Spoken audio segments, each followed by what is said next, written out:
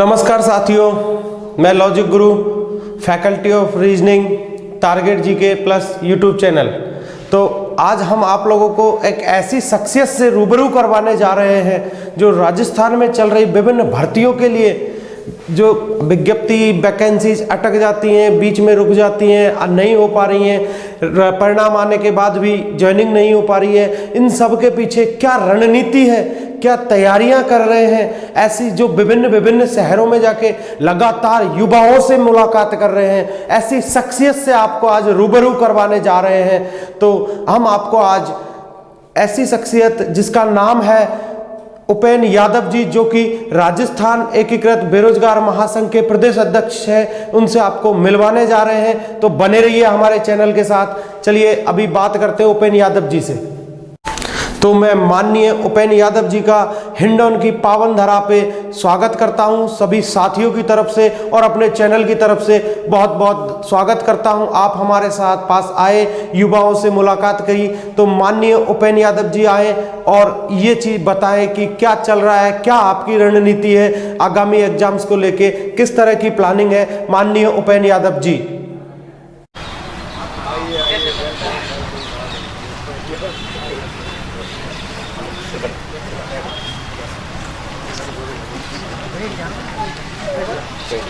बैठो यार, नहीं बैठो। आ जाओ, आप आ जाओ। बंदे आइए। आ जाओ लक्ष्य को। आ जाओ। संतराम जी किधर है? मैडम जाम करो। आ जाओ।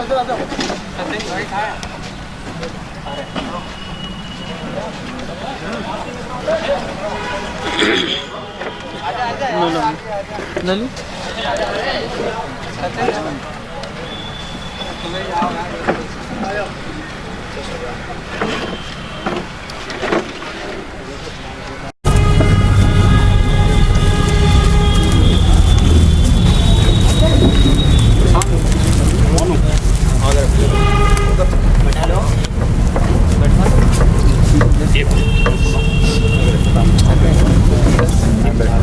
अरे भाई साहब बैठ जाओ, नीचे इधर आ जाओ, सामने बैठ जाओ।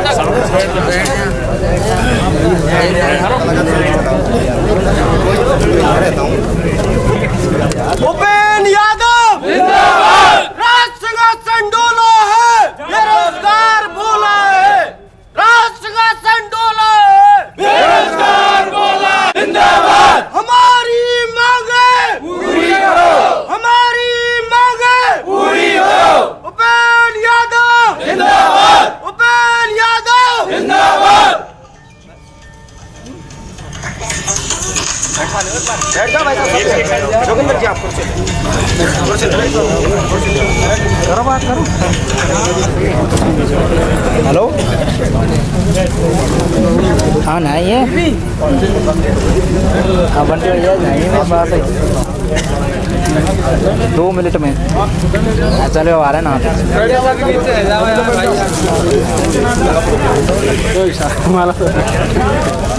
चलो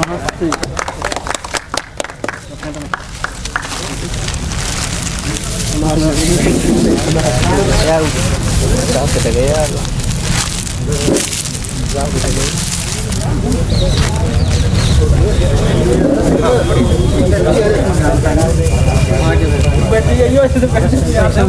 बता देंगे। अरे मैं देखो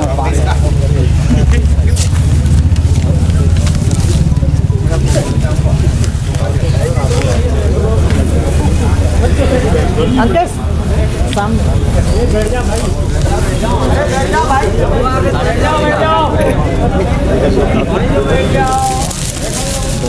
अंकल सामने से इधर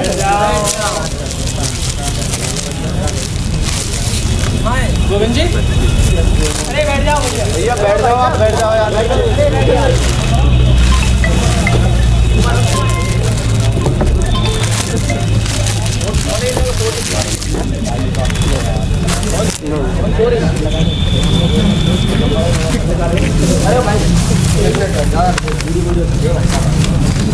बात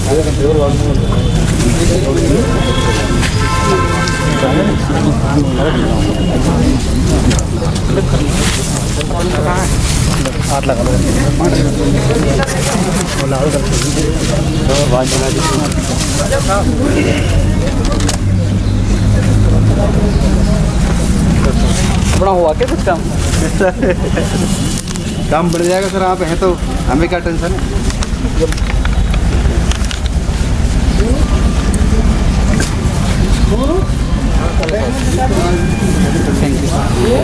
ले सर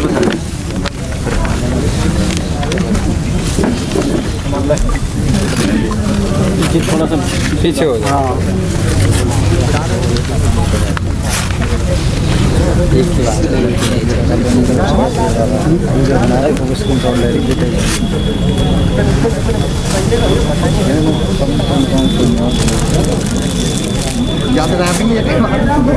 फोटो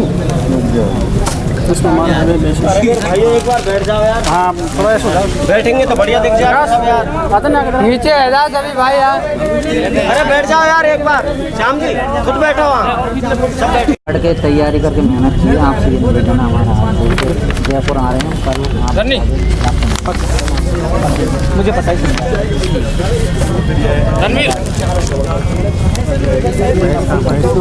महेश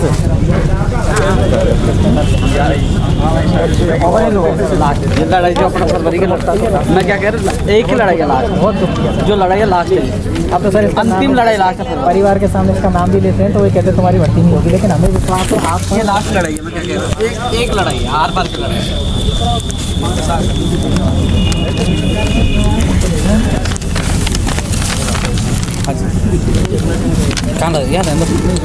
ये बोलेंगे तो भी आ जाएगा आप। सर हमारे आयुर्वेद नर्सिंग भर्ती 1005 वाला मुझे सब जगह ज्ञापन मिले आप पर। जयपुर भी सर आपके साथ अब संघर्ष जो किया। फरवरी में कर रहे हैं ना बहुत बड़ा कर रहे हैं। आर पार की लड़ाई है। इस समय हमें आदेश है, एक ही लड़ाई है। मैं भी चाहता हूँ कि मैं भी ये सब कुछ खत्म करना चाहता हूँ। हाँ सर, आप एक ही लड़ाई है। आप बेरोजगार वो कहते हैं ना बाबा या तो जेल में या रेल में। अब यह तो बड़ा ही होगा। जो तो आप संघर्ष करो, हम आपके साथ हैं हमेशा। जब आप कहोगे ना वहाँ आपके लिए आ जाएंगे। आप दिल्ली चलेंगे, दिल्ली तैयार है। जयपुर बुलाओ, जयपुर आ जाएंगे। तारीख इसलिए फिक्स नहीं हुई, अभी किसान आंदोलन वाला चल रहा है ना, उसको खत्म होते ही फिर हम आगे की वो तारीख फिक्स करेंगे। क्योंकि अभी सब लोग सब उसमें बिजी है। जैसे वो खत्म हुआ तारीख फिक्स की अपन ने, बस किसान आंदोलन समाप्त हो जाए। क्योंकि अपना अभी भी करेंगे तो अपना ध्यान किसी का नहीं जाएगा, राजनेताओं का, मीडिया का, सब जगह एक ही जगह ध्यान है। तो वो समाप्त होने के बाद हम बड़ा कुछ कर रहे हैं। इस बार हम चाह रहे हैं कि हमें जो बार बार आश्वासन समझौता नहीं चाहिए। हमें चाह रहे जो अधिकारियों की लापरवाही से, मंत्रियों की तानाशाही, जो हमारे जो मामले पेंडिंग है वो काम होना चाहिए। हमारी किसी सरकार से हमारे प्रदेश का युवा सब भटक रहा है। चाहे 2013 की भर्ती एलडीसी की है, आयुर्वेद नर्सिंग की है, जीएनएम की है, एएनएम की है, सब भर्ती अटकी पड़ी हैं। रीड वाले अटके पड़े हैं, टीचर अटके पड़े हैं, पंचायत राज वाले हैं और पैरा टीचर हैं। सब प्रदेश में सब पब्लिक बेरोजगार पड़े हैं। कोई भी शक नहीं है। हम ये चाहते हैं आप संघर्ष करो और हम आपके साथ हैं। जब आप बुलाओ, जहाँ बुलाओगे हम आपके साथ हैं। मैंने कह दिया आप हमारी मांग रखो, भर्ती पूरी कराओ और आपका नाम है इतिहास में रखा जाएगा हमारे बेरोजगारों को उसमें। तो भाई साहब ने हमारे लिए एक काम किया, बस यही आपका आशीर्वाद चाहिए। ये 6,000 रुपये पंचायत सहायक का क्या करे। हाँ ये स्थिति है, वो भी पूरा नहीं मिल पाता समय पर। 8 महीने हो जाते हैं। जबकि सरकार कोई सी भी उनको स्थायी करने का वादा किया था, विद्यालय सहायक सुप्रीम कोर्ट में रद्द कर दी। ये स्थिति है। 6,000 रुपये में क्या होता बताओ, सोचे परिवार पाल सकता है क्या? जब कोई भी सरकार आती है इनके नाम पर राजनीति करती है। वेटिंग लिस्ट की बता दो कौन सी कल या परसों आ जाएगी। कल या परसों आ जाएगी। ये तो हाई कोर्ट के जज उसमें होगा ना। कितने कर रहे हैं? नहीं नई भर्ती की बात करो कि उसकी वेटिंग आने वाली है। तो 2810 कोर्ट ने कहा था ना, वो पदों पे आ रही है ना। और कल आएगा, कल परसों कभी आ जाएगी। हाँ ये जो जीएन वाली हम आपको ट्विटर पे भी देख रहे होंगे, हमारी आंसर के रिजल्ट के अरे मुझे पता है। मैंने जिनको देखो मेरी बात सुनो एसओजीबी बिना सबूत रद्द नहीं करने वाली, घबराने की जरूरत नहीं है। यही है, सबूत होगी तो रद्द कर, बिना सबूत क्या करेगी? सबूत तो नहीं है, ऐसा कुछ नहीं है। मैं इस चीज में रख रहा हूँ, मुझे पता ये है। हमारा निवेदन है। हमने मेहनत मैंने कोई ट्वीट किया क्या? ये सब नहीं किया। हाँ तो बस, तो मैं जिस मामले जेन्युइन है ना मैं उसके साथ हूँ, ठीक है ना। अनुरोध करोगे बैठने? हाँ सर, आप बैठ जाओ भैया। सबके लिए आप जितनी भर्ती पेंडिंग है उनके लिए आप सबको बच्चों को आशीर्वाद करो, बात दिलाओ। बैठ जाओ।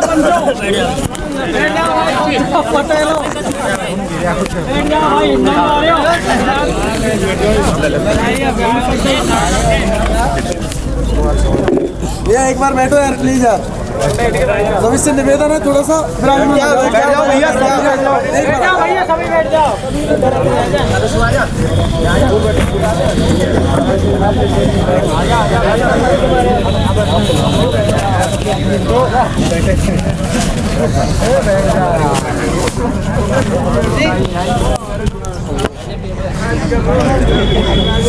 सबसे पहले राजस्थान एकीकृत बेरोजगार संघ के अध्यक्ष उपेंद्र जी, प्रदेश अध्यक्ष उपेंद्र जी का हम इंदौर की पावन धरा पर हार्दिक अभिनंदन एवं स्वागत करते हैं।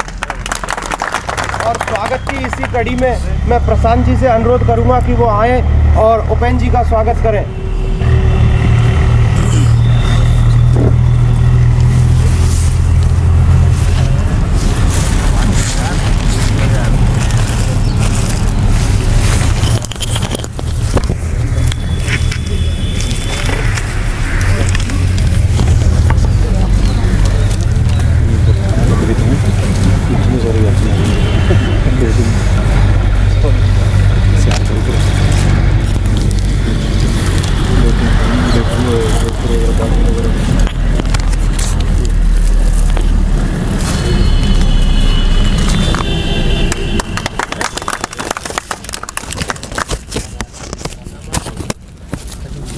धन्यवाद प्रशांत जी।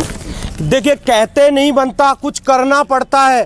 कहते नहीं बनता, कुछ करना पड़ता है। बुलाकर सारी मुश्किलें अपनी जिद पर अड़ना पड़ता है। आसान नहीं है सपनों का हकीकत हो जाना, आसान नहीं है सपनों का हकीकत हो जाना। कभी खुद से तो कभी दुनिया से लड़ना पड़ता है, और वही काम किया है उपेंद्र जी ने।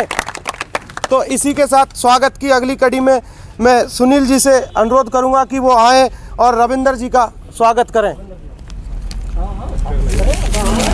रविंदर जी,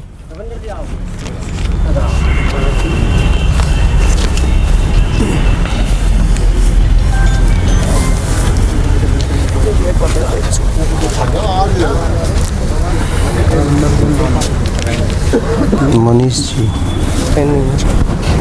बोलो, आप तो बोलो।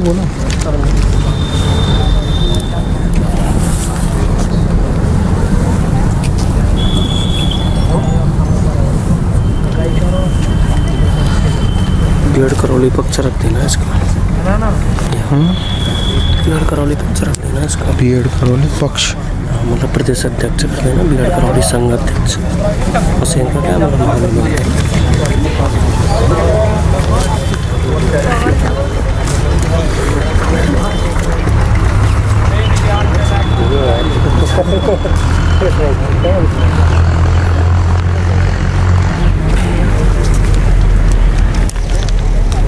तो स्वागत की इस कड़ी में अब आगे मैं मनीष जी, जो बीएड करौली प्रदेश अध्यक्ष हैं करौली से, तो उनसे अनुरोध करूंगा कि वो आए और महिपाल जी का स्वागत करें।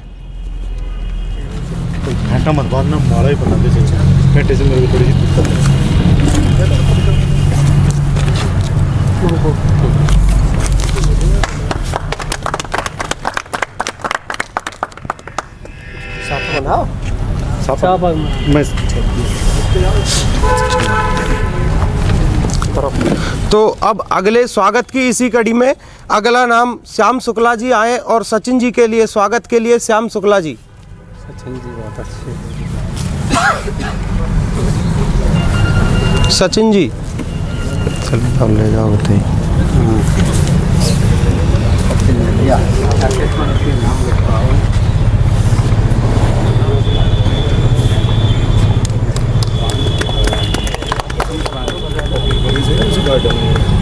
ये स्टेडियम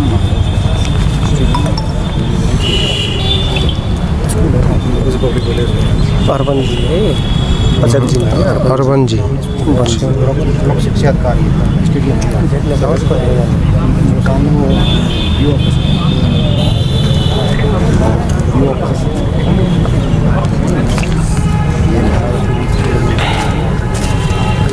बहुत बहुत धन्यवाद।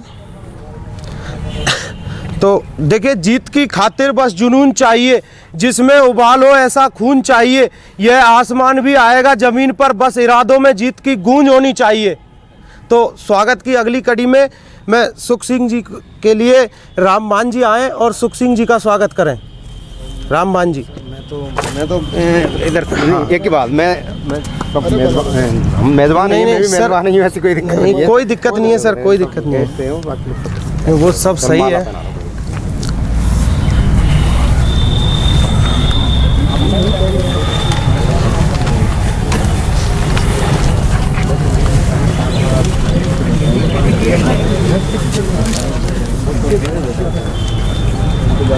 माला वाला ना कोई से भी लेगा, कोई से पहना दो।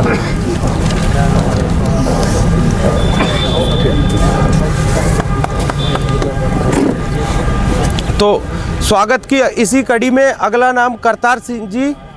तो अरे नहीं सर, तो अजब जी आए। हाँ आ जाओ सर, आप आ जाओ। जोगिंदर जी।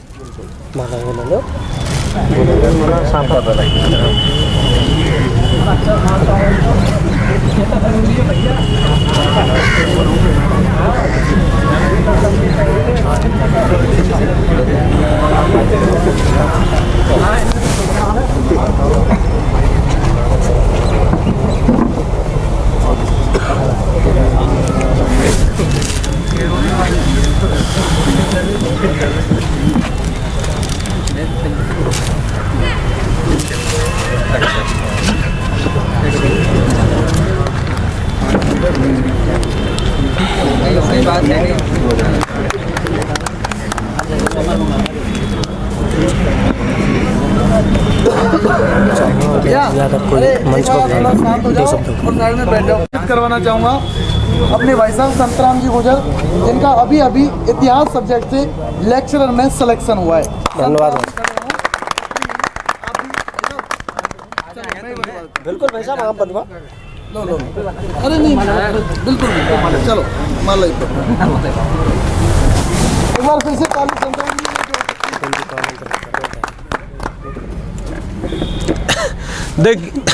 देखिए, नए संघर्ष नए तकलीफ तो क्या मजा है जीने में।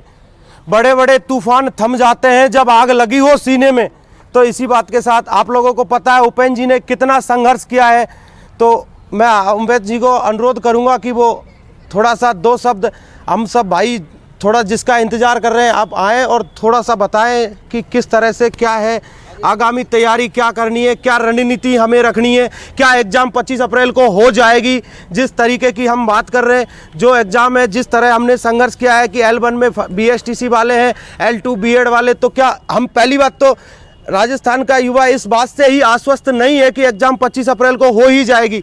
तो ये सारी चीज़ें थोड़ा सा कन्फर्म करके आप बताएं। सबसे पहले तो आप सभी को धन्यवाद, आपने मान सम्मान दिया। देखो हर युवाओं,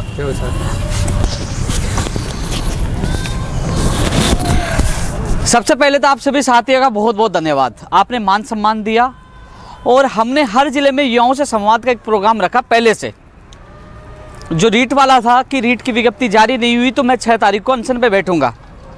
और उनको ये भी पता था, जैसे बाड़मेर में हर जगह भीड़ इकट्ठी हुई, तो ये भी पता था कि यदि हमने कुछ नहीं किया तो 6 तारीख को बड़ा हंगामा हो सकता है। 4 तारीख को ही हमारी विज्ञप्ति सब चीज़ों को लेकर घोषणा की गई। मैं आपके द्वारा मेरे साथियों को एक मैसेज पूछाना चाहूँगा। मैं हर जो ज्ञापन आए हैं, हर बेरोजगार, हर व्यक्ति के बारे में मैं चर्चा करूँगा, हर भर्ती के बारे में चर्चा करूँगा। लेकिन अंग्रेज चले गए, लेकिन उनकी नीति आज भी है, फूट डालो राज करो। मैं सोशल मीडिया पे देखता हूँ, दर्द मुझे भी होता है, दुख मुझे भी होता है कि मैंने 9 साल मेरे युवा साथियों को दिया है, परिवार से दूर रहकर हमेशा बेरोजगारों के लिए जिया है। मैं 8 तारीख को खुद सीएमओ जाके आया, मुझे लगा कि BSTC वाले आपके छोटे भाई, उनको हक मिला है। मुझे लगा कि B.Ed वाली संख्या इनको भी हक मिलना चाहिए। मैं सीएमओ में जाके मुख्यमंत्री सचिव साहब को ज्ञापन देके मैंने ये कहा, साहब 3000 से 5000 स्कूल व्याख्याता की जाए, इसकी विज्ञप्ति जल्द से जल्द जारी हो और लेवल 2 के पद ज़्यादा बढ़ाए जाए, क्योंकि वो 8 से 9 लाख बेरोजगार है, उनको पद ज़्यादा आने चाहिए। मैं खुद जाके वहाँ ज्ञापन देके आया हूँ। और 2nd ग्रेड की भर्ती भी आप लोगों के लिए आनी चाहिए, क्योंकि हमें आपस में उलझाकर ये भर्ती प्रक्रिया बाधित होगी तो नुकसान किसका होगा? 31,000 आप लोगों को ही मिलेगा। लेकिन इस कुर्सी पे बैठने के बाद विधिक राय या न्याय का साथ देना पड़ता है। लेकिन जहां रीट की जो भर्ती थी उसमें एक समय यह था कि फर्जी लोग लग गए थे एडिशनल बीए की डिग्रियां लेके। 70-30 के वजह से सब लोगों को नुकसान हुआ और आज भी कई लोग यहाँ बैठे होंगे जिन लोगों को वो पीड़ित उस फर्जीवाड़े की वजह से आज तक नौकरी नहीं लग पाई। लेकिन लड़ झगड़ कर 90-10 करवा कर, क्योंकि युवा ग्रामीण और जो परिवेश के रहने वाले सबसे ज़्यादा युवाओं को इसका फायदा होगा 90-10 होने से। लड़ झगड़ कर 2018 की 3500 से ज़्यादा पदों पर एक और सूची जारी हो रही है जिसमें भी बीएड वाले लग रहे हैं। लेकिन हम लोगों को सबसे बड़ी लड़ाई है हमारी कि हम सब लोग लड़े एक साथ तो बाहरी राज्यों का कोटा समाप्त हो तो प्रदेश के हर बेरोजगार को इसको फायदा हो। माननीय मुख्यमंत्री जी ने 3 सितंबर को निर्देश दिए अधिकारियों को, लेकिन आज तक वो कोटा समाप्त नहीं हुआ। वो निर्देश बन के रह गया। अधिकारी तानाशाही करे जो आईएएस बाहर के हैं। यदि बाहरी राज्य का कोटा समाप्त हो तो कहीं ना कहीं कई सीटों का फायदा आप लोगों को हो सकता है। इसके अलावा 2016 में एसएस के संस्कृत के एक भी पद नहीं आया था, लेकिन हम 17 में संघर्ष किया और 18 में आपकी वैकेंसी के पद आए। कई लोग चिंतित है हमारे एसएस के संस्कृत के पद आएंगे कि नहीं आएंगे, क्योंकि लोग तैयारी कई दिनों से कर रहे हैं। जो मैंने निर्णय लिया साथ देने का वो आप लोगों के हित में लिया। आप मेरी जगह रहते तो आप भी दिल पर हाथ रख के सोचना, क्योंकि 2012 में क्या हुआ कि मई 2012 में लेवल 2 वालों को एग्जाम से 3-4 दिन पहले फर्स्ट लेवल से बाहर कर दिया। कई लोग सेकंड लेवल की तैयारी कर रहे थे, उनके साथ बड़ा धोखा हुआ था। मेरे को पता है कि ये जाएगी भर्ती, उलझाएंगे। जो लोग कई दिनों से जो लोग तैयारी कर रहा है, पढ़ने वाला, उनको पता है मेरे को एक सीट चाहिए, वो तो लेवल 2 की कई दिनों से तैयारी कर रहा है। लेकिन आपस में उलझाकर इस भर्ती को रोकना चाहते हैं। लेकिन इस भर्ती को बचाने के लिए नियम अनुसार जो मैंने विधिक जो राय ली, सब नियम अनुसार देखा तो मैंने बीएसटीसी का पक्ष वहाँ रखा। फिर भी उसके बावजूद भी कई लोग समझ नहीं पा रहे। जहाँ भी सेकंड ग्रेड का मामला था 2016 को 18 को जिनको नौकरी मिली है, ये व्याख्याता वाले भैया बैठे हैं, हर व्यक्ति का मैंने, जबकि बीएसटीसी से ज़्यादा मैंने हमेशा बीएड वालों को सपोर्ट किया, साथ दिया है। इस भर्ती को बचाना चाहता हूँ। 31,000 हमारे भाई हैं, उनको नौकरी मिले। इसलिए साथियों, हमारा लक्ष्य ये होना चाहिए कि जो वाजिब मांग होती है, यदि मामला केट से दिल्ली हाई कोर्ट की डबल बेंच में भी चल रहा है, लोग कोर्ट में भी जा रहा है, तो जो यदि गलत होगा तो कोर्ट निर्णय कर देगा। लेकिन जो वाजिब मांग है, जो हम हमारी ताकत के बदौलत बना सकते हैं कि हमारे लेवल 2 के पद बढ़ाए जाए, बोलो वाजिब मांग है कि नहीं है बताओ। आने जब विज्ञप्ति आए आपको पता ही नहीं चले कि साहब 50 पद आए एसएस के साथ, आए नहीं पद, फिर पद बढ़ने चाहिए कि नहीं, ये वाजिब मांग है कि नहीं है। वर्गीकरण जारी होना चाहिए ना, हमारे कौन से विषय में कितने पद है, होना चाहिए ना, पता तो लगना चाहिए ना। तो आपको समझना होगा, मैंने 9 साल आप लोगों के लिए संघर्ष किया, आगे भी मैं आपके साथ खड़ा रहूंगा। लेकिन जो भ्रमित कर रहे हैं ना, वो आपके साथ खड़े नहीं रहेंगे, भग जाएंगे। सवाल उठता है कि जो युवा संवाद कार्यक्रम है, ये युवा संवाद कार्यक्रम बीएसटीसी बीएड का नहीं है, ये प्रदेश के हर बेरोजगार का है। चाहे वो एनएमजीएनएम भर्ती 2013 हो, चाहे आयुर्वेद नर्सिंग भर्ती हो 2013, चाहे विद्यालय सहायक हो, जो तमाम लंबित भर्तियां वो हो, चाहे जो जैन भर्ती का मामला हो, चाहे वो आईएन भर्ती का रिजल्ट का हो, चाहे पीटीआई का मामला हो, चाहे ग्राम सेवक का हो, चाहे नई भर्तियों का हो, चाहे जो पेपर लीक प्रकरण का मामला हो, चाहे फर्जी डिग्रियों का मामला। आज बड़ा खेल चल रहा है फर्जी डिग्रियों वाला, क्योंकि तुम लोग मेहनत करोगे, बढ़िया वो करोगे, फिर फर्जी डिग्री से, हालांकि अभी वेटेज कम होने से उनको फायदा नहीं होगा, लेकिन संख्या तादाद में बढ़ रही है। तो ऐसे में इन चीज़ों को रोका जाए। एक चीज़ सबसे बड़ी चीज़ है कि पेपर लीक प्रकरण, जो एक युवा बेरोजगार बहुत मेहनत करता है, अच्छा पेपर दे के आता है, लेकिन जब उनका नंबर नहीं आता, लाइब्रेरी में आपने क्या देखा, 44,000 से 90,000 डिग्रियां हो गई और इतने कट ऑफ ऊपर के लोग अवसाद में आ गए कि मैंने रात दिन मेहनत की, मेरा नंबर क्यों नहीं आया, क्योंकि ये फर्जीवाड़े की वजह से। इस फर्जीवाड़ों को हम सबको मिलकर रोकना होगा। आज लाइब्रेरियन में हुआ है, कल रीट में होगा, फिर पटवारी में होगा, हर परीक्षा में होगा। ये लोग अपना उद्योग धंधा चलाएंगे, इन फर्जीवाड़ों को रोकना होगा। इसलिए युवा संवाद के माध्यम से सरकार के सामने मजबूती से मांग रख रहे हैं कि आपने मांग नहीं मानी तो हम दिल्ली हजारों की संख्या में कूच करेंगे। हम चाहते हैं कि अफवाह, आप भी ऑडियो देखते हो, सोशल मीडिया पे चलता है ना कि 5 लाख दे दो, 10 लाख दे दो, ये दे दे, वो पेपर बिक रहा है, वो बिक रहा है। तो ऐसा आयोग बनाए जो जैसे कोई सूचना दे, मुझे शिकायत मिले तो मैं डायरेक्ट फोन कर सकता हूं, मैं नोट करा सकता हूं, उसके नंबर सर्विलांस में डालकर एग्जाम से पहले उनको गिरफ्तार किया जाए, जिससे पढ़ने वाले बेरोजगार के साथ धोखा नहीं हो। होना चाहिए कि नहीं होना चाहिए बताओ आप? होना चाहिए ना। यूपीएससी की भर्तियों में कोई शिकायत नहीं आती, राजस्थान की भर्तियों में क्यों शिकायत आ रही है भाई? पर्सनों को लेकर, परीक्षा के सेंटरों को लेकर, भर्तियों में विवादित क्यों थी? उसकी तर्ज पर हमारी राजस्थान की भर्ती परीक्षा प्रणाली मजबूत होनी चाहिए। आज 2013 से 21 आगे 7 से 8 साल भर्तियां लंबित है। आज सवाल उठता है कि मैं एग्जाम की तैयारी तो कर रहा हूं, पेपर सही होगा कि नहीं होगा। रद्द हो जाता है, लेकिन नुकसान किसको होता है? एग्जाम की तैयारी जो कई महीनों से तैयारी करता है, कोचिंग करता है, कमरा किराया ले, कितना नुकसान होता है? वो दूर दूर एग्जाम देना जाता है, तो सबसे ज़्यादा नुकसान बेरोजगारों को होता है। तो हमारा फोकस है भर्ती परीक्षा प्रणाली मजबूत होनी चाहिए, इन गिरोहों को जेल में डाला जाए। अब कानून अलग अलग लेके आते हैं भाई, रातों रात संसद बैठ जाती है, विधानसभा बैठ जाती है, कानून बना लेते हैं, बोले पेपर लीक कोई बड़ा गुनाह नहीं है। मेरा मानना है सबसे बड़ा गुनाह है कई बेरोजगारों को भविष्य के साथ वो गुनाह करता है, उनके खिलवाड़ करता है, कई लोग अवसाद में चले जाते हैं। ऐसे में इसको सबसे बड़ा गुनाह मारकर उम्र कैद की सजा होनी चाहिए।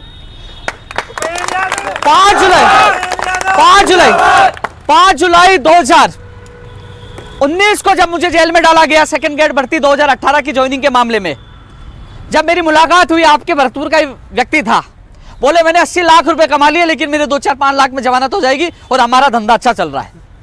यह उद्योग धंधा बना रखा है इन लोगों ने।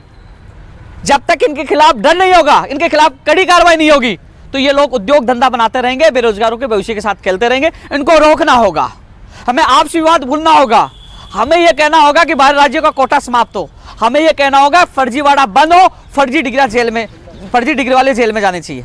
अरे 46,000 से 90,000 डिग्री कैसे होगी बताइए आप? मैंने एक वीडियो डाला, एक व्यक्ति मेरे पास आया कि मैं फर्जी डिग्री लेके आया हूं 25,000 में। एक ही व्यक्ति को एक डिग्री 2 व्यक्तियों को दे दी गई, वो सबूत भी है, लेकिन अभी तक उनके खिलाफ कार्रवाई नहीं है। इसलिए जगह जगह युवा संवाद का कार्यक्रम का मतलब यही है कि सरकार तक मैसेज आए कि आपने माटी कला बोर्ड बना दिया कुमार समाज के लिए, सेन समाज के लिए केस कला बोर्ड बना दिया, आपने मगरा बोर्ड बना दिया, आदिवासी बोर्ड बना दिया, युवा बोर्ड बना दिया। सबसे ज्यादा वोट देने का काम राजस्थान का युवा करता है। मैं चाहता हूं कि युवा बोर्ड या बेरोजगार आयोग बने जिसमें रिटायर्ड जज, जो उपेन्द्र यादव नहीं है। लोग अफवाह फैलाते हैं हमें तोड़ने के लिए। मैं आज हर जगह मैं घोषणा कर रहा हूं, जिस दिन बेरोजगार आयोग या बोर्ड बन जाएगा, राजस्थान बेरोजगार एकीकृत महासंघ को बंद करके मैं चला जाऊंगा। लेकिन हमें चाहिए बेरोजगार आयोग। क्यों चाहिए? वो इसलिए चाहिए, बेरोजगार आयोग इसलिए चाहिए कि कोई भी भर्ती का अभ्यर्थी है, या मुझे ज्ञापन देने नहीं आता, दर दर की ठोकरें नहीं खाता, वहां जाके लाठी चार्ज का सामना नहीं करना पड़ता, जेल में जाना नहीं पड़ता। वो आयोग इसलिए चाहिए कि वो नर्सिंग भर्ती 2013 का हो, चाहे आयुर्वेद का हो, चाहे डिप्लोमा वाला मामला हो, कोई भी मामला हो, राजस्थान पुलिस का हो, चाहे रीट का मामला हो, वो कहे आयोग कि इस दिन नर्सिंग वाले अभ्यर्थी आएंगे, उसका आईएएस अधिकारी मौजूद होगा, मंत्री मौजूद होगा, एडवोकेट मौजूद होगा और प्रतिनिधिमंडल आएगा, और वहां बैठ के उसका निस्तारण होगा कि किस कारण से नहीं हो रहा। आज बेरोजगार को जानने का अधिकार है कि उसकी भर्ती परीक्षा की एग्जाम क्यों नहीं हो रही, उसका परिणाम क्यों नहीं आ रहा, उसको ज्वाइनिंग क्यों नहीं मिली। ऑन द स्पॉट उसका परिणाम आना चाहिए, जिससे उन लोगों को राहत मिल सकती है। आज बेरोजगार कहां अपना ज्ञापन दे सकता है? कहीं ज्ञापन मंत्री तक सुनता नहीं, अधिकारी तक सुनता नहीं है। इसलिए इस आयोग की आवश्यकता पड़ रही है, न उपेन्द्र यादव की आवश्यकता पड़ेगी, न राजस्थान बेरोजगार एकीकृत महासंघ की आवश्यकता पड़ेगी। हमें हमारा आयोग चाहिए, क्योंकि सत्ता में हमें हिस्सा चाहिए, सत्ता में हमें हिस्सा चाहिए। सत्ता में हिस्सा नहीं कि हमें मंत्री बनाओ, सत्ता में हिस्सा यह है कि रिटायर्ड जज को बना दीजिए, लेकिन कोई भी बेरोजगार जाकर अपनी बात तो रख सके कि भैया क्यों नहीं हो रहा। उसी दिन ऑन द स्पॉट उस भर्ती का निस्तारण हो जाएगा। दूसरे दिन दूसरे भर्ती वालों को बुलाओ, उसी विभाग के आईएएस अधिकारी को बुलाओ, मंत्री को बुलाओ, एडवोकेट को बुलाओ, लीगल ओपिनियन के, भाई अब तुम्हारा क्या मामला है, कितने दिन में आएगा, क्यों नहीं आ रहा, क्या समस्या है। इस आयोग के द्वारा इस समस्याओं का निस्तारण हो सकता है। पहली ये चीज। दूसरी ये चीज कि बाहरी राज्यों को कोटा चाहिए, शैक्षणिक योग्यता के आधार पर हम भी कर सकते हैं। 21 राज्यों में भाषा के आधार पर, स्थानीय निवासी के आधार पर और शैक्षणिक योग्यता के आधार पर राजस्थान वालों को नहीं ले रहे, तो हम भी कह सकते हैं कि राजस्थान में 10वीं पास होना अनिवार्य है, तो ऐसे वो भी रुक सकते हैं। रुक सकता है कि नहीं रुक सकते हैं? मैं दो समस्याओं का हल बताया मैंने। तीसरी कि जो मैंने बताया, पहले भी रिपीट कर रहा हूं, कि जो अफवाहें फैलती है एग्जाम से पहले, उनको सर्विलांस में डाला जाए, इनको दबोचा जाए, एक टीम का गठन किया जाए। आम आदमी भी शिकायत कर दे कि भाई मेरा पड़ोसी पेपर ले रहा है, मेरा पड़ोसी ये कर रहा है, वो आम आदमी शिकायत करे, तुरंत उसको सर्विलांस में डालकर उसको पकड़ा जाए, तो ये पारदर्शिता एग्जाम में हो सकती है। ये चीजें भी होना अनिवार्य है। बताओ गलत है सही है? तीनों चीजें होनी चाहिए ना। दूसरी बात, अरे आप देखते हो कि एमएलए एमपी की सीट खाली हो जाती है, लेकिन उसका नियम फिक्स है 6 महीने के अंदर, उसका 6 महीने के अंदर एक क्या होना चाहिए, उसकी चुनाव होना चाहिए। अरे वहां तो आवेदन आप लोगों को भी करना चाहिए, सबका आवेदन करना चाहिए, वो भी वैकेंसी है, लेकिन वो बड़े वीआईपी बेरोजगारों की वैकेंसी है। उसमें वीआईपी बेरोजगारों को क्या लाभ मिलता है, समय पे आवेदन होते हैं, समय पे आवेदन प्रक्रिया वापस होती है, समय पे चुनाव होते हैं, समय पे रिजल्ट आता है और समय पे शपथ लेना पड़ता है। 6 महीने में वो जो उनकी प्रक्रिया वो कंप्लीट हो जाती है। और यहाँ पता ही नहीं, आज राजस्थान पुलिस 2016 की वेटिंग हो, रीड 2016 साइंस स्मिथ की वेटिंग हो, सूचना सहायक की हो, जूनियर अकाउंटेंट की हो, और ये सारी वेटिंग उलझी पड़ी है, कोई सीमा नहीं है। नेताओं के लिए नियम बन सकते हैं, युवाओं के लिए नियम तब बनेंगे जब राजस्थान का युवा जागेगा। मैं आपको जगाने के लिए आपके बीच में आ रहा हूँ। कई राजनेता के उनके हलचल मची है कि उपेंद्र यादव जिलों में जा रहे हैं, युवा जुट रहे, क्यों जा रहे हैं? कई पार्टी तो नहीं बना रहे और कई राजनीति नहीं आ रहे। अरे भैया, मुझे चुनाव लड़ना है तो मेरी विधानसभा में तैयारी करूंगा ना, मैं हिंडौनी में क्या आऊंगा, या थोड़ी चुनाव लड़ूंगा। मैं यहाँ युवाओं को जगाने के लिए आ रहा हूँ। और रही बात, सीधा सा संदेश उन लोगों तक मेरा है, नेताओं तक, जो 200 वैकेंसी वीआईपी लोगों को मिली थी ना, यदि आपने युवाओं की बात नहीं सुनी ना, तो यही बेरोजगार 2023 में आपको बेरोजगार करने का काम करेंगे। यही चीज होने वाले 3 उपचुनावों में लागू होगी। आज मेरी आत्मा रोती, मैं ऐसे लोगों, मेरे पास इतने ज्ञापन है, ऐसे ऐसे लोगों, एक घटना, अभी एक उदाहरण आया मेरे सामने, धौलपुर में 1993 की भर्ती का व्यक्ति था, उसका सिलेक्शन हुआ, उसकी डिग्री की जांच करवानी थी, 1 महीने का समय दिया गया, कुछ लोगों ने व्यक्तिगत करवा लिया, धौलपुर जिला परिषद में डाक के द्वारा उसके दस्तावेज सत्यापन के लिए भेजा, वो सत्यापन नहीं हो पाए, उनको नौकरी आज तक नहीं मिली। हाई कोर्ट में गया, हाई कोर्ट ने आदेश दे दिया उसको ज्वाइनिंग दी जाए, कोर्ट ऑफ कंटेम्प्ट लग गई। जो 1993-94 से आज वो भटक रहे हैं, आज उनको ज्वाइनिंग नहीं मिली। हर जगह, क्योंकि दोस्तों जब तक हम लोग नहीं जागेंगे, आप छोड़िए, मैं स्पष्ट कह रहा हूं, कई लोगों के गलतफहमी है, क्यों अपने हम समर्थक बन जाते हैं कि मैं बीजेपी का, मैं कांग्रेस का, मैं उस पार्टी का, मैं उस पार्टी का। भूलिए, समर्थक है हमारी नौकरी का, हमारे भविष्य का। लेकिन ये जब तक सही होगा जब हम लोग एकजुट रहेंगे, मजबूत रहेंगे। और यार उपेंद्र यादव की ये तो बेरोजगार आयोग की मांग इसलिए करा कि उपेंद्र यादव अध्यक्ष बनना चाहता है। अरे यार उसकी पूरी बात तो सुनिए, वो खुद कह रहा है कि रिटायर्ड जज को बनाइए, मुझे नहीं बनाइए, मेरे बेरोजगार की पीड़ा सुनने लायक कोई ना कोई होना चाहिए, वो अपनी बात रख सके। मैं खुले में कह रहा हूं यार, लेकिन ये लोग चाहते हैं कि फूट ढले, क्योंकि अच्छी मांग है, ये अच्छी मांग बन गई तो धरना प्रदर्शन होगा नहीं, भर्ती लटकेगी नहीं। कम से कम अपनी बात, आज मुझे ज्ञापनों की क्या जरूरत पड़ी है, मेरे इतने ज्ञापन हो गए इन जिलों के जाके, आज लोगों को विश्वास है। मेरी आत्मा रोती है कि इनका विश्वास देखो। लेकिन इतना जरूर है, मैंने ये निश्चित किया है कि जो फरवरी में जो मापड़ा उड़ाने वाले, चाहे मेरी जान चली जाए, मैं पीछे नहीं हटूंगा, चाहे जेल चला जाऊंगा, क्योंकि इस बार आर पार की लड़ाई, इस बार आर पार की लड़ाई है।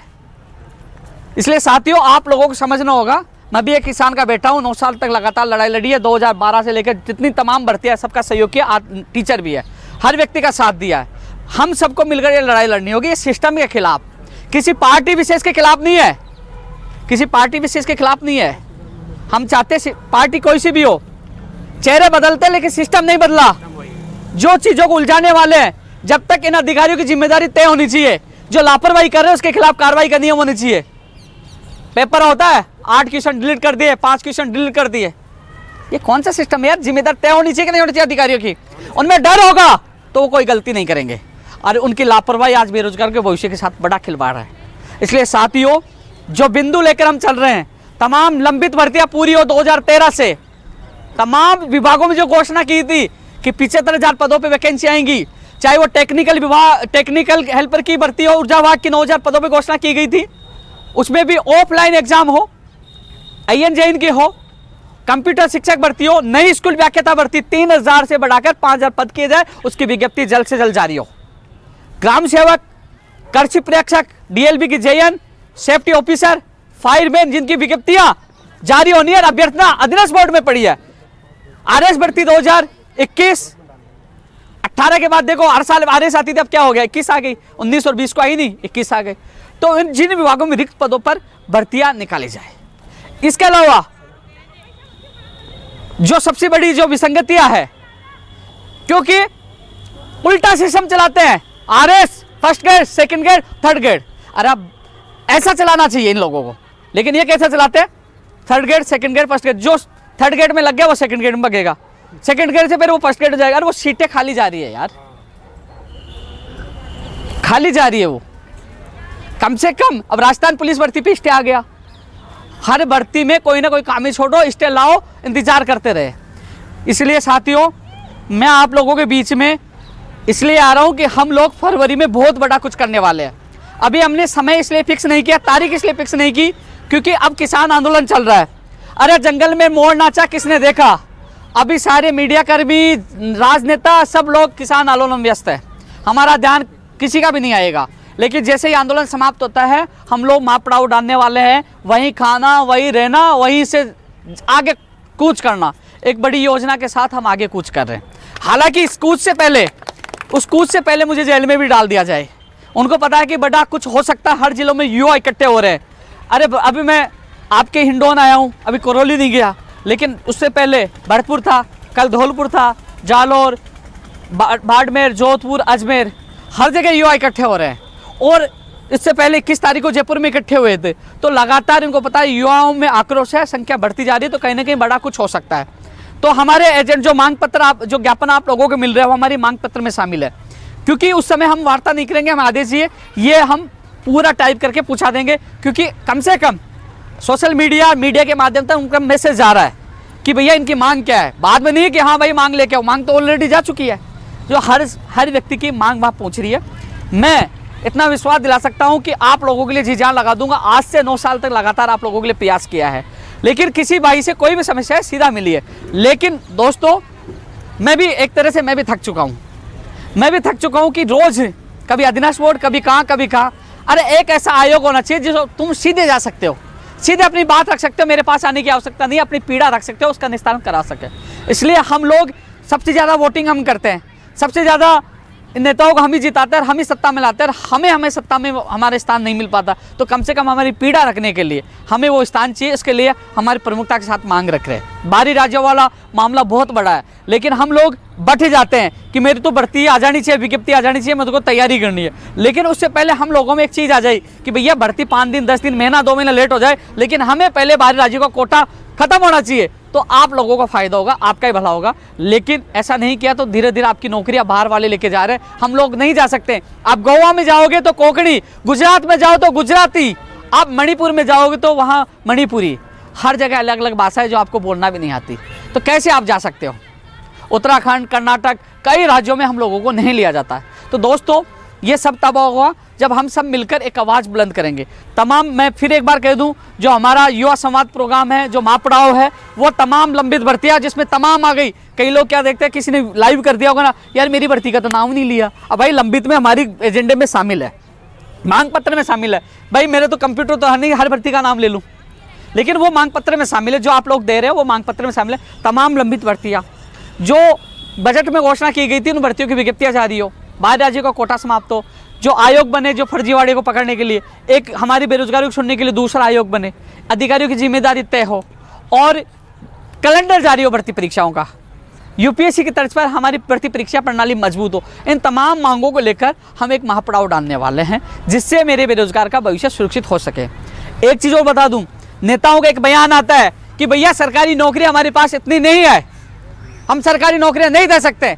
लेकिन एक सवाल मेरा यही है कि मेरे एक परिवार में 5 सदस्य होते हैं, 5 युवा होते हैं, उस 5 में एक युवा भी नौकरी लग जाता है ना, उस परिवार की 60 पीढ़ी का भला हो जाता है। वो माँ बाप कितनी बार एग्जाम दिलाता है, 1 बार, 2 बार, 3 बार, भैया तू दूसरी प्राइवेट जॉब कर, तू दूसरी प्राइवेट जॉब कर। लेकिन माँ बाप देखता है कि ये लड़का पढ़ने में होशियार है, इसको मैं पढ़ाता हूँ। वो एक व्यक्ति भी लग जाता है ना, तो वो पूरा परिवार का कल्याण कर देता है। और वो एक व्यक्ति का नंबर आ गया और वो अटक गया ना, पूरा परिवार अवसाद में चला जाता है। यदि सही समय पे उसको रोजगार नौकरी मिल जाए तो कहीं ना कहीं वो परिवार आगे बढ़ सकता है। इसलिए एक परिवार में एक व्यक्ति भी लगता है ना, तो बहुत आगे युवा आगे पूछ सकता है और परिवारों को बढ़ा सकता है। इसलिए यार वीआईपी है यार, एक कुर्ता पजामा 500-700 हज़ार रुपये का खरीद लेते हैं, गमछा खरीद लेते हैं, बन गया नेता बनने में कितना टाइम लगता है, बन गया नेता, गाड़ी बढ़िया खरीद लेते हैं। तो वो चीज़ें हैं उनको पता नहीं, लेकिन नौकरी पाना, मेहनत करना, रात दिन मेहनत करना, एग्ज़ाम देना, वो युवा बेरोजगार जानता है। उससे ज़्यादा जब हम एग्ज़ाम देना जाते हैं,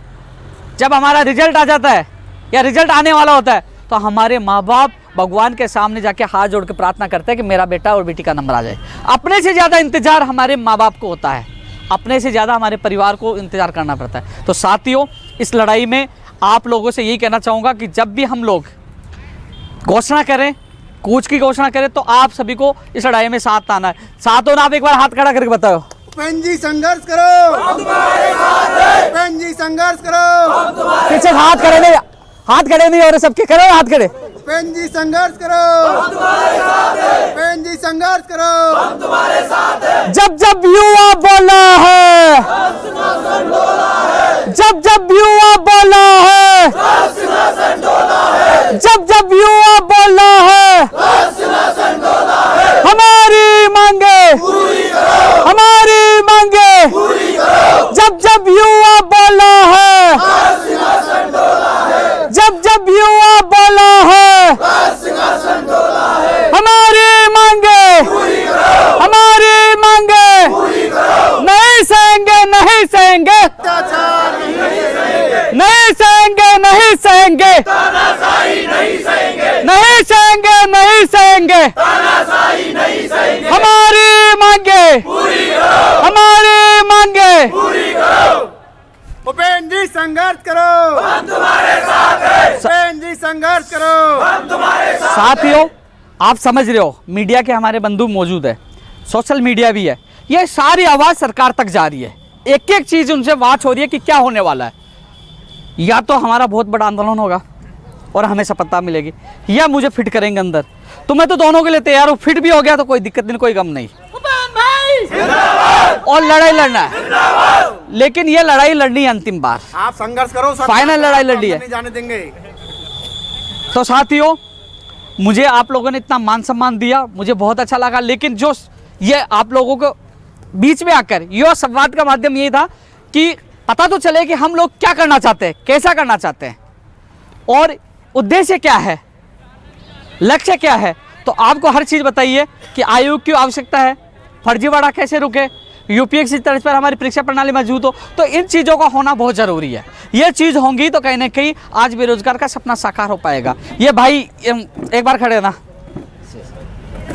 इनका नंबर तो आ गया, लेकिन इसको पता नहीं ज्वाइनिंग कब होगी। अब इनके साथ ही 12 तारीख को कार्यालय आया था, इनके साथ मैं बीकानेर जा रहा हूँ, क्योंकि धोख तो लगाना पड़ेगा, जिंदाबाद मुर्दाबाद तो बोलना पड़ेगा। फिक्स है एग्जाम भाई, रिजल्ट के लिए भी प्रदर्शन, रिजल्ट के बाद ज्वाइनिंग के लिए प्रदर्शन। और इनकी किस्मत रही कोर्ट में धोख देने नहीं गई भर्ती, तो इनकी किस्मत है। मेरे को नहीं लगता कि हर भर्ती कोर्ट में जाती है। अब ये इनको यही डर है, इनका पहला सवाल यही था कि भाई साहब हमें ज्वाइनिंग मिल जाए कि कोर्ट में न चली जाए। ये डर है। कितनी परीक्षाओं का सामना करना पड़ता है ये मैं समझ। अभी सुनो, अरे भाई आजकल तो शादी सगाई करने वाले वो होशियार हो गए, सगाई भी नहीं करेंगे।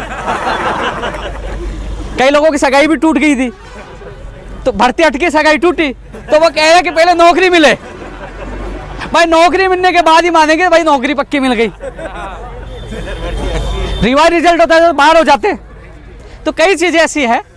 तो अब इनको ये पता नहीं कब ज्वाइनिंग होगी, लेकिन फिर भी एक तय सीमा होनी चाहिए कि ज्वाइनिंग कब होनी चाहिए। सारा काम कंप्लीट है, इनके दस्तावेज बीकानेर भेज दिए, बस ज्वाइनिंग का आदेश होने। हम भी सर साथ से इंतजार कर रहे हैं, डॉक्यूमेंट वेरिफिकेशन हो गया, लिस्ट निकल गई 2013 नर्सिंग भर्ती की, हाँ। आयुर्वेद भर्ती 2013 की स्टार्ट हो गई, डॉक्यूमेंट वेरिफिकेशन हो चुके हैं सारे लोग, यही चीज है। सर आधे लोगों को ज्वाइनिंग दे दी जाती है, एनएम जीएनएम नर्सिंग, आधे दे दी, आधे अटके पड़े हमारे, आधे लोग आज भी अटके पड़े। तो सर अरे मैं तो यही तो कह रहा हूँ, सेकंड लिस्ट का इंतजार अब तक नहीं आई है। सर कुछ लोगों आप संघर्ष करो, हम आपके जो साथ पसंद हैं, रहा है अभी तक आपने इतना बताया, अभी तक आश्वस्त ये इनमें से ही कुछ भाई ऐसे हैं जो अभी तक ये सोच रहे हैं कि क्या 25 तारीख को ये एग्जाम हो जाएगी। देखो साथियों, एक इनका सवाल है रीट को लेकर 25 तारीख वाला। जहां तक मुख्यमंत्री जी ने घोषणा की है तो एग्जाम होगी। मुख्यमंत्री जी ने एक बार पहले भी घोषणा की थी, 2012 में मांग कर रहे थे कि आरपीएससी से एग्जाम होनी चाहिए, जिला परिषद तो नहीं होनी चाहिए। उन्होंने कह दिया कुछ भी कर लो, आंदोलन खूब किया। उस समय मेरा संघर्ष का शुरुआती दिन थे, और लोग आंदोलन कर रहे थे, तो उस समय उन्होंने कहा वो किया। अब मुख्यमंत्री जी ने घोषणा की तो 25 अप्रैल की सारी चीज़ें, ये कह रहे हैं कि कई लोग शादी है, ब्याह है, वो चीज़ें हैं, कई लोग कंफ्यूज हो रहे हैं। एक चीज़ और बता दूँ मैं आप में, हम लोगों में ग्रुप बटे हुए हैं। जो अपेयरिंग वाला है, जिसकी बीएड एसटीसी चल रही है, वो तो कहेगा आगे होनी चाहिए। जो कई महीने से तैयारी कर रहा है वो कहे टाइम पे होनी चाहिए। अब कोरोना की मार झेले हुए कोचिंग वाले भी चाहते हैं आगे हो, लेकिन इन सब में कौन मारा जाएगा बेचारा उपेन यादव। अरे यार सही है। अरे आप, मेरे पास फोन आ रहा था, भाई साहब इस तारीख को आगे बढ़ाओ, तारीख आगे बढ़ाए, मैंने उसका फोन काट दिया, बोले आप तो विरोधी हो। यार लोग कितने दिन से तैयारी कर रहे हैं। तो अभी तो 25 तारीख को टारगेट बनकर अपनी तैयारी करें। अब कह रहे 25 तारीख को होगी कि नहीं होगी, भाई मेरा भरोसा नहीं, मैं जयपुर पूछूं कि नहीं पूछूं, आपका भरोसा नहीं है क्या? किसी का भरोसा है? किसी का भरोसा नहीं है ना। तो अपना टारगेट यही होना चाहिए कि हमें 25 तारीख को एग्जाम देनी है, एक सीट हमें लेके आनी है, एक सीट लेके आनी है। मेरे बीएड भाई या बैठे होंगे कई अभ्यर्थी, उनको मैं विश्वास दिला रहा हूँ, वादा कर रहा हूँ कि आपकी वैकेंसी 3000 से बढ़ाकर 5000 पे हो और लेवल 2 के पद ज़्यादा से ज़्यादा है, इसके लिए मैं जी जान लगाऊंगा। भाई साहब यहाँ कुछ बैठे हुए हैं बीएड वाले 2018 वाले। हाँ, हमारी क्या गलती थी? हमने अथक प्रयास किया, बहुत मेहनत की, हमने बहुत अच्छे अंक प्राप्त किए, हाँ। बेटे की मार से घर बैठे हुए हैं और आज हमारे साथ खिलवाड़ हो रहा है कि इस भर्ती में हम शामिल नहीं हो पा रहे हैं। हमारा क्या इसमें दोष है कि हमें एक भी भर्ती देखने का मौका ही नहीं मिला। देखो एक चीज़ बताऊँ आपको भाई, 7 जून 2018 को आपके वेटेज के लिए अशोकनगर थाने में 86 लोगों के साथ जेल में जाके आया था। वो चिल्ला के मैं कांग्रेस के घोषणा पत्र में डलाया था कि वेटेज कम हो, और वेटेज कम हो आपको राहत मिली है। लेकिन जो आपकी मैं समझ गया, आपकी पीड़ा समझ गया, आपकी पीड़ा समझ गया। मैंने पहले आपकी बात रखी थी, ठीक है ना। दोबारा मैं आपके साथी को मैं वार्ता करवा दूंगा, मैं आपकी बात रखवा सकता हूँ, लेकिन जो आप कह रहे हो ना आपकी वो नहीं है पीड़ा, मैं समझ गया, आपकी गलती नहीं है, आपकी गलती नहीं है।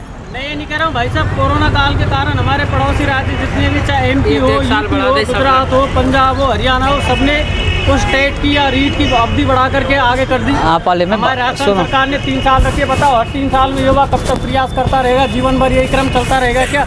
जब केंद्र सरकार एनसीटी गाइडलाइन के अनुसार स्टेट की अवधि आजीवन कर चुकी है, यहाँ 3 साल है मात्र, हर 3 साल में वह कब तक प्रयास करता रहेगा? हमारे साथ खिलवाड़, हमने अब तक एक भर्ती नहीं देखी और हमारा प्रमाण पत्र एक्सपायर हो रहा है। बताओ, युवाओं के साथ सबसे बड़ा खिलवाड़ तो ये है भाई, सबसे बड़ा खिलवाड़ तो ये है भाई साहब, 2018 वाला ये देख तेरा विरोध कर।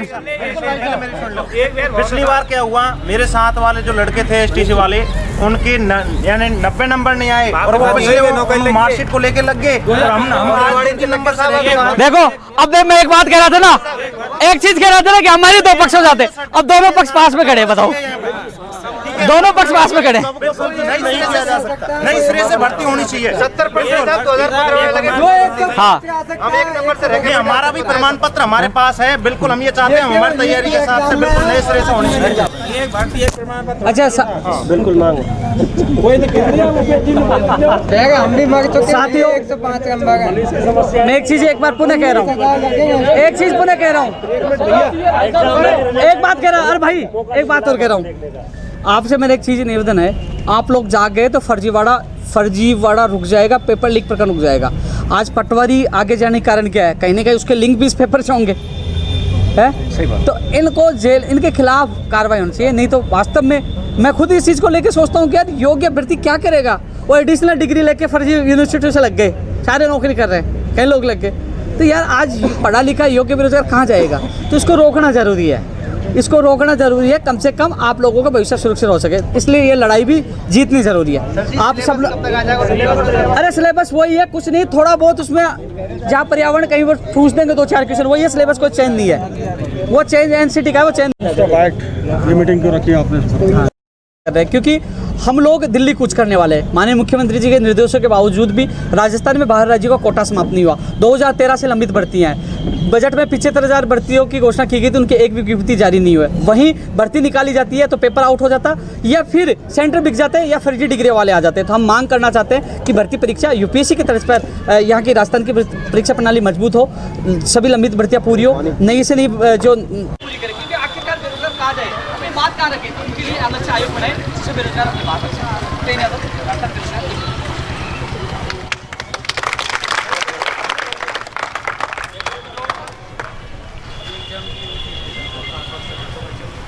बहुत बहुत धन्यवाद उपेंद्र जी। मेरी बात सुनो भाई साहब, मेरे को कई बार एक चीज़ लगने लगी, कि जैसे भाई दो पक्ष हो गया ना, आपकी कसम खा रहा हूँ मैं, ये कह के जा रहा हूँ आज, जो फरवरी का आंदोलन होगा मेरे जीवन का अंतिम होगा, लास्ट आंदोलन है।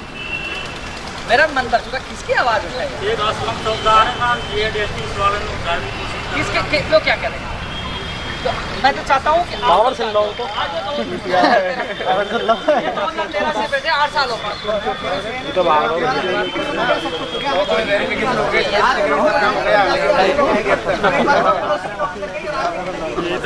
ठीक है साथियों, धन्यवाद।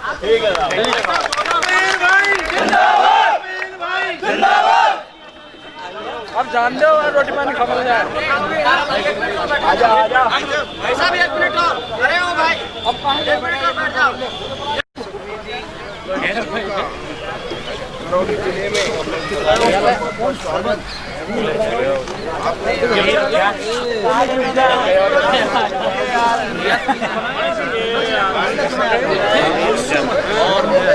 युवाओं को